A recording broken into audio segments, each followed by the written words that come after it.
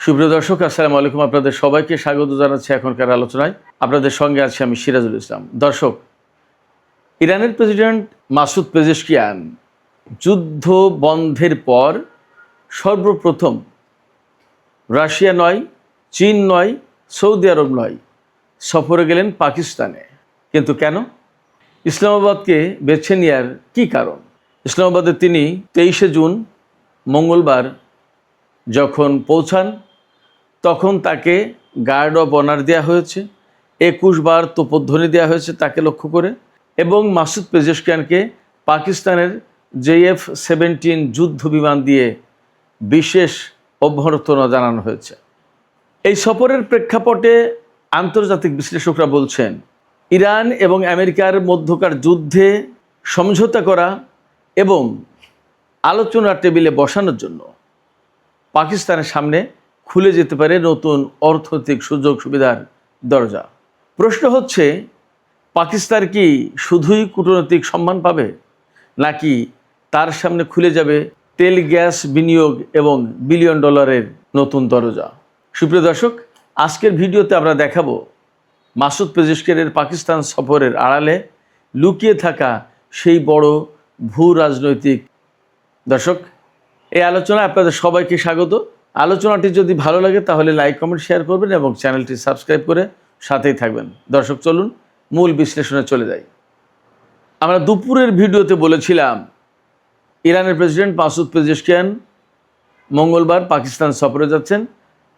এখনকার ভিডিওতে বলা যাচ্ছে তিনি এরই মধ্যে পাকিস্তান সফরে পৌঁছেছেন এবং তাকে পাকিস্তানের প্রেসিডেন্ট আসিফ আলী জারদারি, প্রধানমন্ত্রী শাহবাজ শরীফ এবং অন্যান্য গুরুত্বপূর্ণ কর্মকর্তা থেকে শুরু করে সামরিক বাহিনীর প্রধান আসিম মনির অভ্যর্থনা জানিয়েছেন এবং কখনো দলবদ্ধভাবে, কখনো ব্যক্তিগত পর্যায়ে বৈঠক হয়েছে।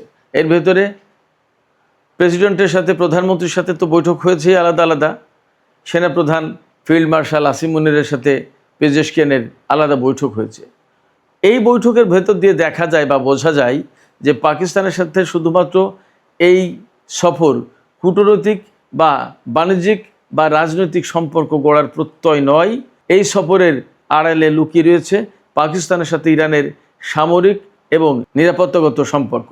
এখান থেকে অবধারিতভাবে ধরে নেওয়ার সুযোগ আছে, ইরান এবং পাকিস্তানের সম্পর্ক শুধু কূটনৈতিক সম্পর্ক নয়, এই সম্পর্ক সামরিক এবং প্রতিরক্ষা খাতের সম্পর্ক নতুন করে গড়ে উঠবে এবং সেই সম্পর্ক অন্যরকম উচ্চতায় চলে যাবে। ইরানের প্রেসিডেন্টের সফরের সময় কী কী ঘটেছে? বৈঠক তো হয়েছেই বললাম, তাকে অভ্যর্থনা দেওয়া হয়েছে এবং তাকে যে মর্যাদা দেওয়া হচ্ছে পাকিস্তানে, তাতে বোঝা যাচ্ছে যে ইরানের সাথে পাকিস্তানের যে বিশাল সীমান্ত, এই সীমান্ত দিয়ে দুই দেশের মধ্যে অপার সম্ভাবনাময় বাণিজ্য বাড়বে। সবচেয়ে বড় যে দিক, বাণিজ্য তো রইলই, সবচেয়ে বড় যে দিক সেটি হচ্ছে পাকিস্তান এবং ইরানের যে বিশাল সীমান্ত, এর ভিতরে বিশেষ করে বেলুচিস্তানের সীমান্ত দিয়ে, ইরানেও বেলুচিস্তান আছে, পাকিস্তানেও আছে, এই বেলুচিস্তানের সীমান্ত দিয়ে বিরাট রকমের বাণিজ্য হবে এবং যখনই বাণিজ্যিক কার্যক্রম বা প্রতিদিনের লেনদেন, প্রতিদিনের সামরিক বাহিনীর উপস্থিতি, প্রতিদিনের কর্মকর্তাদের উপস্থিতি, ব্যাপকভাবে চলাফেরা, তখনই ইরানের বেলুচিস্তানের ভেতরে ঢুকে পাকিস্তানের ভেতর থেকে কিছু উগ্রবাদী সন্ত্রাসী গোষ্ঠী যে সমস্ত নাশকতামূলক তৎপরতা চালাতো, এইগুলো এখন কমে যাবে অবধারিতভাবে বলা যায়। আরও যে কারণে বলা যাচ্ছে এই বিষয়টি, সেটি হচ্ছে এই যে পাকিস্তানের সাথে ইরানের সম্পর্ক এত এত করে বেড়ে যাচ্ছে বা বাড়বে, এটি শুধুমাত্র পাকিস্তানের সাথে সম্পর্ক বাড়বে না, এর সাথে কাতার, সৌদি আরবের সাথেও ইরানের সম্পর্ক বাড়বে। আর পাকিস্তানের সাথে সম্পর্ক তো আগে থেকেই ছিল, এটা নতুন মাত্রা পাবে।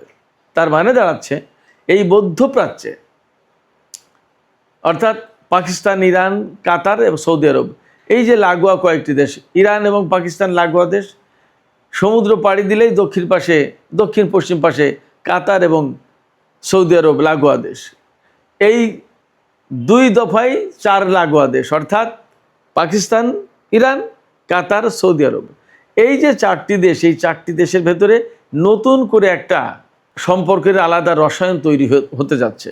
এই রসায়ন মধ্যপ্রাচ্য না, শুধুমাত্র আন্তর্জাতিক রাজনীতির অনেক হিসাব নিকাশ বদলে দেবে। আমি বলছিলাম একটা গুরুত্বপূর্ণ বিষয়, সেটি হচ্ছে যে ইরানের ভেতরে যে সমস্ত উগ্রবাদী গোষ্ঠী প্রায় সময় পাকিস্তান থেকে গিয়ে নাশকতা চালাতো, এমনকি আপনারা নিশ্চয়ই জানেন, আমরা সবাই জানি কম বেশি, ইরানের বহু সংখ্যক সীমান্ত নিরাপত্তা রক্ষী নিহত হয়েছে এই সমস্ত উগ্রবাদীদের হামলায়, এবং প্রচুর পরিমাণে আফগানিস্তান সীমান্ত দিয়ে বা পাকিস্তান সীমান্ত দিয়ে মাদক চোরাচালানের কারবার হয়, এবং এই রুট মাদক চোরাচালানের রুট হিসেবে ব্যবহৃত হয়। এই জায়গায় যখন পাকিস্তানের সাথে এত এত সম্পর্ক বেড়ে যাবে, কাতার এবং সৌদি আরবের সাথে ইরানের এবং পাকিস্তানের, অর্থাৎ চতুর্পক্ষীয় একটা সম্পর্ক তৈরি হওয়ার সুযোগ আছে। এই সম্পর্ক যদি হয়ে যায় তাহলে আলটিমেটলি মানে আমি যা যা সংকটের কথা বললাম, মানে প্রত্যেকটি সংকট কেটে যাবে। এই সংকটের পেছনে কারা ছিল কারা আছে আমি এই মুহূর্তে আর তা বলতে চাই না, বরং আমি চাই যে এই সম্পর্ক এগিয়ে যাক, চতুর্মুখী বা চতুর্পক্ষীয় যে সম্পর্কের কথা আমি বললাম এটি এগিয়ে যাক। এর সাথে যুক্ত হবে কুয়েত, বাহরাইন, এই দুটি দেশও, আর ওমানের সাথে ইরানের সম্পর্ক তো আছেই। তার মানে দাঁড়াচ্ছে এই যে ইরানের সাথে ইরাকের সম্পর্ক দারুণ, আবার এই নতুন ডাইমেনশনে যদি পাকিস্তানের সাথে ইরানের সম্পর্ক হয়, তাহলে পাকিস্তান, ইরান, ইরাক একেবারে পূর্ব প্রান্ত থেকে লম্বা করে পশ্চিম প্রান্ত এই পারস্য উপসাগরের উত্তর পাড় দিয়ে চলে যাবে। ওপাশে কুয়েত, বাহরাইন, সৌদি আরব, কাতার এবং ওমান যদি একটা লাইনে আসে, মাঝখানে থাকবে সংযুক্ত আরব আমিরাত। সংযুক্ত আরব আমিরাত, ইসরায়েল, ভারত এবং আমেরিকার সাথে সম্পর্ক মেনটেন করার একটা চেষ্টা বা প্রবণতা এখনও আমরা দেখতে পাচ্ছি, কিন্তু আঞ্চলিক পরিস্থিতি বিবেচনায় যদি তারা শুভবুদ্ধির পরিচয় দেয় তাহলে তারাও এই মুক্তোর মালায় যুক্ত হয়ে যাবে। তাহলে একেবারে অবধারিতভাবে মধ্যপ্রাচ্যের এই যে পারস্য উপসাগরীয় এলাকা কয়েকটা দেশ, পাকিস্তান, ইরান, ইরাক, কুয়েত, সৌদি আরব, বাহরাইন, কাতার, সংযুক্ত আরব আমিরাত এবং ওমান, যা ইতিহাসে কখনোই এত ভালো সম্পর্ক ছিল না, নতুন ডাইমেনশনের নতুন সমীকরণে সেই সম্পর্ক, সেই শান্তিপূর্ণ একটা সহ অবস্থান, শান্তিপূর্ণ এবং বন্ধুত্বপূর্ণ একটা সম্পর্ক নতুন করে সৃষ্টি হতে পারে, ইতিহাসের নতুন অধ্যায় রচিত হতে পারে। এই সম্ভাবনার দ্বার তৈরি করেছে পাকিস্তান। ইরান এবং আমেরিকার মধ্যকার যুদ্ধ বন্ধে কূটনৈতিক তৎপরতা এবং সুইজারল্যান্ডে এই বৈঠক আয়োজনের মধ্য দিয়ে। এই জন্য পাকিস্তানকে অনেক বেশি কাঠখড়ি পোড়াতে হয়েছে। আমেরিকা এবং ইরান সেই বিপ্লবের শুরু থেকে পর্যন্ত অসম্ভব রকমের সাপে নেউলের সম্পর্ক, দাকুমড়ের সম্পর্ক, অর্থাৎ আমেরিকার সাথে ইরানের কোনো সময় কখনো বিপ্লবের পরে সুখকর সম্পর্ক ছিল না। একইভাবে ইসরায়েলের, সেই ইসরায়েল এবং আমেরিকা যখন ইরানের বিরুদ্ধে একসাথে যুদ্ধ করছে এবং ইরান প্রাণপণ লড়াই করছে তাদের দুইজনকে মোকাবেলার জন্য এবং পাল্টা আক্রমণ করার জন্য, এবং 40 দিন যুদ্ধ টেনে নিয়ে গেছে, এবং ইসরায়েল আর আমেরিকাকে অনেকটা নড়বড়ে অবস্থানে ঠেলে দিয়েছে ইরান। ঠিক সেই সময় পাকিস্তানের পক্ষ থেকে এই যে কূটনৈতিক উদ্যোগ, এটি সত্যি সত্যি ইতিহাসের একটা অনন্য অধ্যায় রচনা করেছে, একটা অনন্য কীর্তিগাথা রচনা করেছে। এই অনন্য কীর্তিগাথার প্রেক্ষাপটে ইরানের কাছ থেকে তো পাকিস্তান সুবিধা পাবেই, এটা অবিশ্বাস করার আর কোনো কারণ নেই। একই সাথে আমেরিকা এবং কিছু কিছু পশ্চিমা দেশ থেকেও পাকিস্তান সুবিধা পাবে। অ্যাট দ্য সেম টাইম পারস্য উপসাগরীয় যে সমস্ত আরব দেশ, তাদের কাছ থেকেও আলাদা রকমের মর্যাদা এবং সম্মান এবং অর্থনৈতিক, রাজনৈতিক, কূটনৈতিক সব ধরনের সুবিধা পাবে পাকিস্তান। এই জায়গায় যদি আমরা এখন বলি যে পাকিস্তান প্রকৃতপক্ষে আন্তর্জাতিক অঙ্গনের বহু দেশের ভেতরে আর একদম এক্সক্লুসিভলি যদি বলি, তাহলে পারস্য উপসাগরীয় যে দেশগুলো আছে তাদের কাছে অনেকটা মাথার মুকুট হয়ে দাঁড়িয়েছে এই মুহূর্তে পাকিস্তান।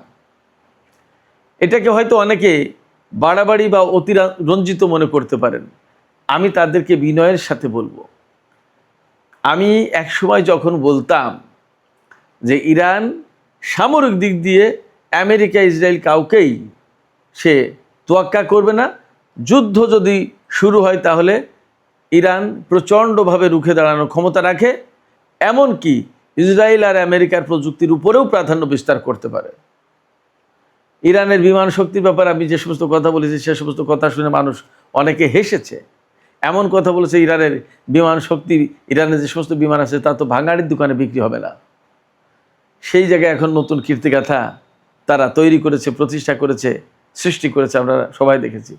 এই জায়গা থেকে আমি বলছি যে পাকিস্তানের অবস্থান, এই যে পারস্য উপসাগরীয় যে দেশগুলো, শুধু আরব দেশ না, ইরান সবার কাছে এখন অনেক বেশি সম্মানের। পাকিস্তান এখন এদের অনেকের মাথার মুকুট হয়ে দাঁড়িয়েছে। একসময় আপনারাও হয়তো তাই দেখবেন, আমি ব্যক্তিগতভাবে এমনই বিশ্বাস করি। যা হোক, এখন পাকিস্তান যে এইরকম একটা অনন্য সুবিধাজনক অবস্থানে আছে এই মুহূর্তে আন্তর্জাতিক এবং আঞ্চলিক পর্যায়ে, এই সময় আসলে পাকিস্তানের কি করা উচিত এটা নিয়েও কিন্তু অনেকে পরামর্শ দিচ্ছেন, অনেকে অনেক কথা বলছেন। কে কি বলছেন বা কে কি কীরকম হওয়া উচিত, পাকিস্তান আসলে কি কি গ্রহণ করতে পারে, কি পাবে, কি নেবে, ইত্যাদি ইত্যাদি।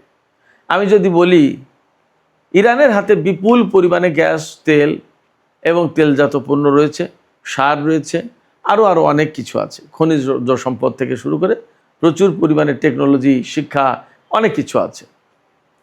এই সমস্তর সাথে পাকিস্তানের একটা বিশেষ যোগসূত্র ঘটে যেতে পারে। ইরানের যে ইঞ্জিনিয়ারিং সিস্টেম লেখাপড়ার ক্ষেত্রে এবং মেডিকেল, এই জায়গায় যদি পাকিস্তান সরাসরি আর্থিক বেনিফিটের দিকে না তাকিয়ে দীর্ঘমেয়াদী সুবিধা নেওয়ার চেষ্টা করে, তাহলে তারা এই একাডেমিক চুক্তিগুলো করবে, শিক্ষাবৃত্তি চুক্তি করবে, তারপরে একাডেমিক বিনিময়, টেক্সটাইল ও আইটি খাতে বিশেষ বাজার ব্যবস্থা তৈরি করা, এছাড়া প্রযুক্তি হস্তান্তর এবং সবুজ বিনিয়োগ, এই সমস্ত খাতে বিশেষ সম্পর্ক গড়ে তোলা বা বিশেষ বিনিয়োগের চিন্তা করতে পারে, বিনিয়োগ প্রত্যাশা করতে পারে। এই মুহূর্তে পাকিস্তান যে অবস্থানে আমেরিকার কাছে এবং উপসাগরীয় অঞ্চলে, তাতে পাকিস্তান এই সমস্ত সুযোগ সুবিধা চাইলে দীর্ঘমেয়াদী সুযোগ সুবিধা কিন্তু এগুলো, এবং যা পাকিস্তানের জাতীয় উন্নয়নে বিশেষ ভূমিকা রাখবে, পাকিস্তানের পক্ষে এগুলো পাওয়া সম্ভব। সুইজারল্যান্ডে পাকিস্তানের সেনাপ্রধানকে মার্কিন vice president JD Vance my friend, আমার বন্ধু হিসেবে সম্বোধন করে কথা বলেছেন, এবং পাকিস্তানের প্রধানমন্ত্রী, পাকিস্তানের স্বরাষ্ট্রমন্ত্রী, পাকিস্তানের পররাষ্ট্রমন্ত্রী, পাকিস্তানের সেনাপ্রধান, এত গুরুত্বপূর্ণ ব্যক্তি এই সুইজারল্যান্ডের বৈঠকে ছিলেন। তার মানে পাকিস্তান কত গুরুত্ব দিয়েছে, এবং পাকিস্তানের কাদেরকে আমেরিকা বিশেষ করে বা কাতার, সৌদি আরব, তারা ওই বৈঠকে প্রত্যাশা করেছে, এর ভেতর দিয়ে কিন্তু বোঝা যায়। তার মানে এই মুহূর্তে পাকিস্তানকে কতটা বেশি গুরুত্ব দিচ্ছে সবাই জানে। অনেকে বলছে 2001 সালের 9/11-এর যে ঘটনা, আমেরিকার নিউ ইয়র্কে টুইন টাওয়ারে বিশ্ব বাণিজ্য কেন্দ্রে হামলা, পেন্টাগনের উপর হামলা, ইত্যাদি ইত্যাদি, তারপরে আফগানিস্তানে তালেবান বিরোধী অভিযান, এবং সেই অভিযানে পাকিস্তান কিন্তু খুব কাছের দেশ হিসেবে আমেরিকার পাশে ছিল। এই মুহূর্তে ঠিক একইভাবে পাকিস্তান আমেরিকার খুব কাছে পাশে। পার্থক্যটা হচ্ছে সেই সময় একটা যুদ্ধ পরিস্থিতির ভেতরে, আর এখন ঠিক তার উল্টো শান্তি পরিস্থিতির ভেতরে। এখন পাকিস্তান শান্তি প্রতিষ্ঠায় যে ভূমিকা রাখলো, তার মূল্য, তার অবদান 2001 সালের মূল্য অবদানের চেয়ে অনেক বেশি। সেক্ষেত্রে পাকিস্তান এই সুযোগ সুবিধা কাজে লাগিয়ে বিশ্ব অঙ্গনে নিজের অর্থনীতি, নিজের কূটনীতি, নিজের রাজনীতি, নিজের স্থিতিশীলতা আরও অনেক বাড়াতে পারে। তবে পাকিস্তানের যত বিশেষজ্ঞ, অর্থনৈতিক বিশেষজ্ঞ, রাজনৈতিক, কূটনৈতিক, সামরিক বিশেষজ্ঞ, সবাই একই কথা বলছে, এই মুহূর্তে স্বল্পমেয়াদী কোনো লাভের দিকে না তাকিয়ে, স্বল্পমেয়াদী ঋণ বা বিনিয়োগের দিকে না তাকিয়ে দীর্ঘমেয়াদী লাভালাভের দিকে তাকানো উচিত, এবং সেইভাবেই পাকিস্তানকে পরিকল্পনা প্রণয়ন করা উচিত। একটা কথা বলি, 2001 সালে যখন পাকিস্তান আফগানিস্তান অভিযানের ক্ষেত্রে মার্কিন বাহিনীকে সহযোগিতা করেছে পাশে থেকে, তখনকার চেয়ে এখন আরও একটা গুরুত্বপূর্ণ পার্থক্য আছে। এই পার্থক্যটা হচ্ছে, একেবারে প্রতিবেশী ইরানের সাথে শান্তি প্রতিষ্ঠার ক্ষেত্রে ভূমিকা রেখেছে। তার মানে ওই সময় 2001 সালে আফগানিস্তানের যুদ্ধ করার ক্ষেত্রে আমেরিকাকে সহযোগিতা দিয়ে আফগানিস্তানের শত্রুতে পরিণত হয়েছিল পাকিস্তান। আর এখন ইরানে যুদ্ধ বন্ধ বা শান্তি প্রতিষ্ঠার ক্ষেত্রে ভূমিকা রেখে ইরানের বন্ধুত্বে, একেবারে ঘনিষ্ঠ বন্ধুতে পরিণত হলো পাকিস্তান। এবং তখন কিন্তু একা পাকিস্তান ছিল। এখন পাকিস্তানের পাশে সেই তুরস্ক থেকে শুরু করে তুরস্ক, সৌদি আরব, কাতার, ওমান, এ সমস্ত দেশের একচেটিয়া সমর্থন রয়েছে। সেক্ষেত্রে আঞ্চলিক এবং আন্তর্জাতিক ক্ষেত্রে পাকিস্তানের এই যে অবদান, এই অবদানকে বিশেষভাবে মূল্যায়ন করা হচ্ছে এবং এর প্রেক্ষাপটে অবধারিতভাবে আঞ্চলিক এবং আন্তর্জাতিক অনেক কিছু পাকিস্তানের জন্য বদলে যাচ্ছে। একই সাথে এই অঞ্চলের ভূ রাজনীতি এবং কৌশলগত সমীকরণ বদলে যাবে এবং সেটা ইতিবাচকভাবে এই অঞ্চলের প্রত্যেকটা দেশের জন্য কাজে লাগবে, এই বিশ্বাস করার যথেষ্ট কারণ আছে। আর এর পেছনে সবচেয়ে বড় ভূমিকা রেখেছে পাকিস্তান, তাতে কোনো সন্দেহ নেই। পাকিস্তানের এই ভূমিকা রাখার ক্ষেত্রে সৌদি আরব, কাতার, তুরস্ক, মিশর, এই প্রত্যেকটা দেশ একেবারে বিশেষভাবে সহযোগিতা করেছে। ফলে এই প্রত্যেকটা দেশ এই আঞ্চলিক ভূ রাজনীতির সমীকরণে যুক্ত থাকবে এবং প্রত্যেকের ইতিবাচক একটা সম্পর্ক গড়ে উঠবে, এমনটা আশা করার যথেষ্ট কারণ আছে। আমরা এমনিভাবে আশাবাদী হতে চাই। সুপ্রিয় দর্শক, এখনকার আলোচনা এখানেই শেষ করব। তবে যাবার আগে আরেকটি তথ্য জানিয়ে রাখি। 22শে জুন সোমবার কাতারের এলএনজি প্ল্যান্ট রাস লাফানে যে ভয়াবহ বিস্ফোরণ হয়েছে, তাতে 13 জন মারা গেছে, তার ভেতরে 12 জন ভারতীয় নাগরিক, আর 66 জন আহত হয়েছে, তার ভেতরে ভারতীয়, পাকিস্তানি, কেনিয়া, এমনকি বাংলাদেশের নাগরিকও রয়েছে। তো তারা সবাই এখন স্থিতিশীল অবস্থায় হাসপাতালে চিকিৎসাধীন। 13 জন মারা গেছে, 12 জন ভারতীয়, একজন কোন দেশের নাগরিক আমি তা জানতে পারিনি। আমি সর্বশেষ এই খবরটুকু আপনাদের সাথে শেয়ার করে এখনকার আলোচনা এখানেই শেষ করছি। যাবার আগে আপনাদের কাছে প্রশ্ন রাখতে চাই, পাকিস্তান যে অনন্য ভূমিকা রেখেছে এই যুদ্ধ অবসানের ক্ষেত্রে, সেক্ষেত্রে আঞ্চলিক রাজনীতিতে তার প্রভাব অনেক বেড়ে যাবে বলে মনে করা হচ্ছে। এই প্রভাব বেড়ে যাওয়ার প্রেক্ষাপটে আঞ্চলিক সহমর্মিতা, আঞ্চলিক পর্যায়ে এই যে রাষ্ট্রগুলোর আন্তঃসম্পর্ক এবং বন্ধুত্বপূর্ণ সম্পর্ক, সেটা কতটা দৃঢ় বা জোরদার হতে পারে, আপনাদের কি মনে হয়? আপনাদের মতামত কমেন্টে জানাতে পারেন। আর ভিডিও ভালো লাগলে আবারও বলি, লাইক, কমেন্ট, শেয়ার করুন এবং চ্যানেলটি সাবস্ক্রাইব করে সাথেই থাকবেন প্লিজ। আপনাদের সবাইকে অনেক অনেক ধন্যবাদ।